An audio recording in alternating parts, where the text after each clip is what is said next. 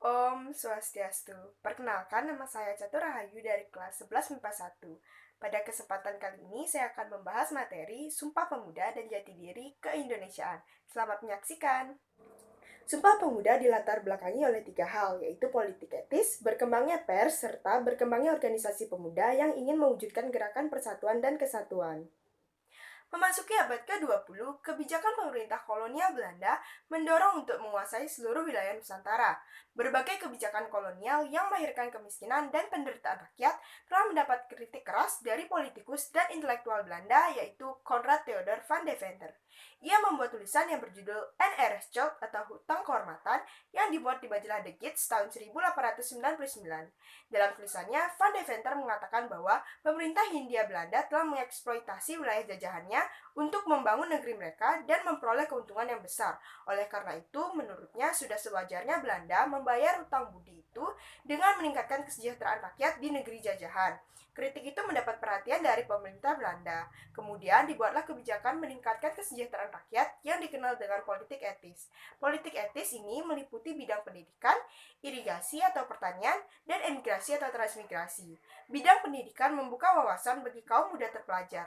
Mereka adalah golongan baru yang membawa ide-ide pada kesadaran kebangsaan. Sarana komunikasi dan transportasi adalah hal penting yang menghubungkan para kaum terpelajar untuk membentuk suatu ideologi kebangsaan. Pada awal abad ke-20, para kaum terpelajar menuangkan gagasannya melalui pers atau media cetak mengenai isu-isu perubahan.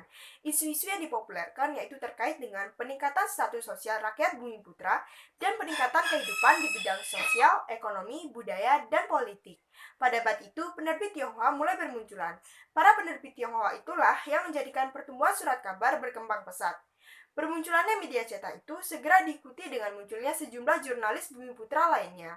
Kebudayaan cetak mempermudah kaum terdidik untuk memperoleh informasi. Sementara itu, tokoh muda Dr. Abdul Rifai yang baru datang dari Belanda menganjurkan pada tokoh muda di Hindia untuk membentuk sebuah organisasi.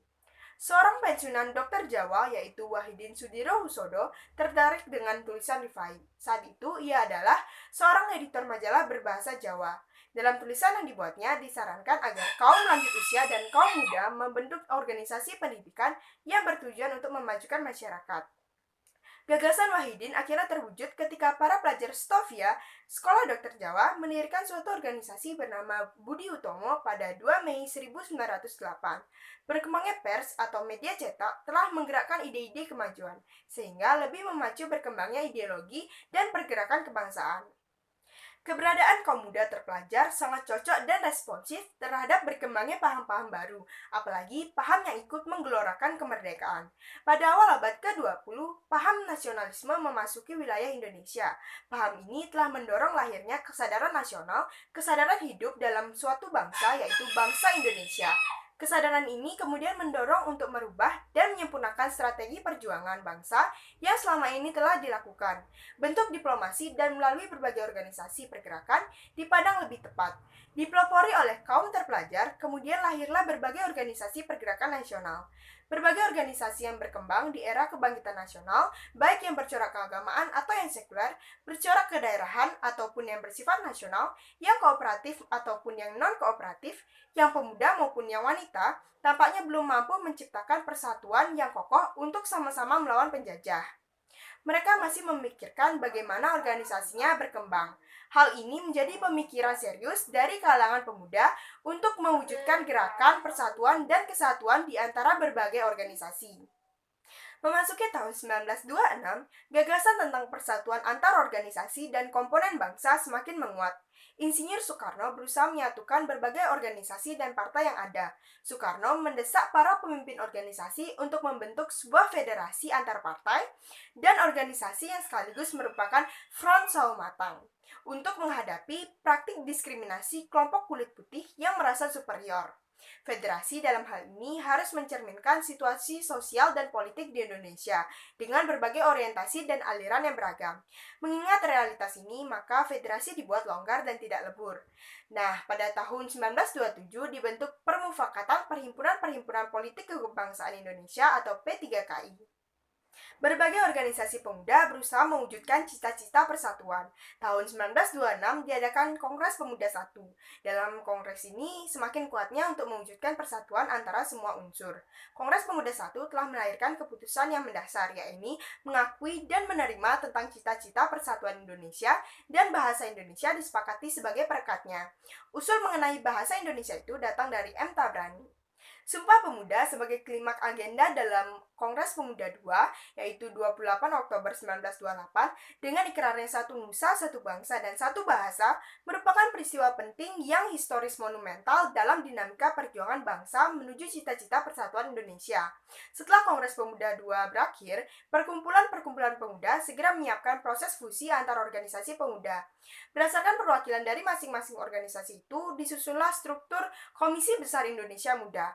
Tujuan organisasi Indonesia Muda ini adalah agar tercapainya Indonesia Raya, karena Indonesia Muda berusaha memajukan rasa saling menghargai dan memelihara persatuan semua anak bangsa, menjalin kerjasama dengan semua komponen bangsa, mengadakan kursus-kursus untuk memberantas buta huruf, memajukan kegiatan olahraga, dan lain-lain. Sumpah Pemuda memiliki nilai-nilai yang sangat bermakna dalam menuju cita-cita Indonesia merdeka.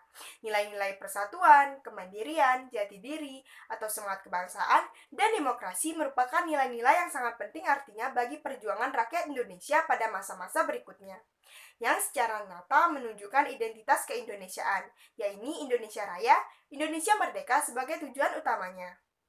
Sumpah Pemuda merupakan peristiwa yang sangat penting dalam upaya membangun jati diri bangsa Indonesia.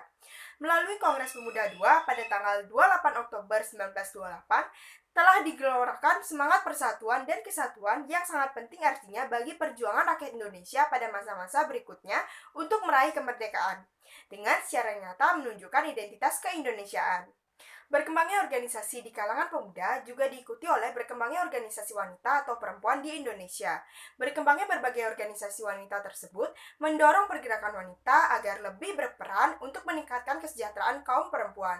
Wanita yang mengenyam pendidikan juga semakin banyak. Dengan demikian, wawasan mereka juga semakin berkembang untuk memberi dukungan terhadap organisasi-organisasi pergerakan pada umumnya.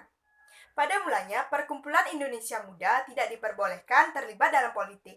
Tekanan pemerintah terhadap larangan berpolitik mendorong anggota Indonesia Muda untuk mendirikan perkumpulan lain, bahkan tersebar di berbagai organisasi politik atau golongan yang ada. Dalam gerakannya, para pemuda juga melakukan kegiatan kepanduan. Kepanduan itu mengambil asas dari kepanduan dunia yang berisi tentang memberikan pelajaran dalam bentuk segala permainan dan kecakapan pandu untuk meningkatkan kesehatan para pemuda dan bisa dikaitkan dengan pembinaan disiplin seperti baris berbaris.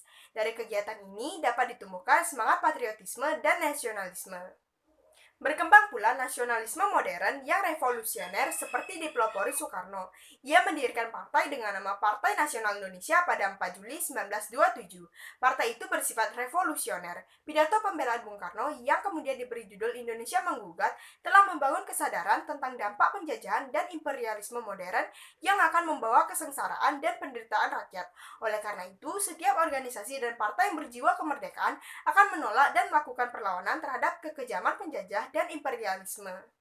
Dalam perkembangan nasionalisme modern tersebut, muncul organisasi-organisasi baru yang bersikap kooperatif dalam rangka mengembangkan demokrasi dengan prinsip musyawarah.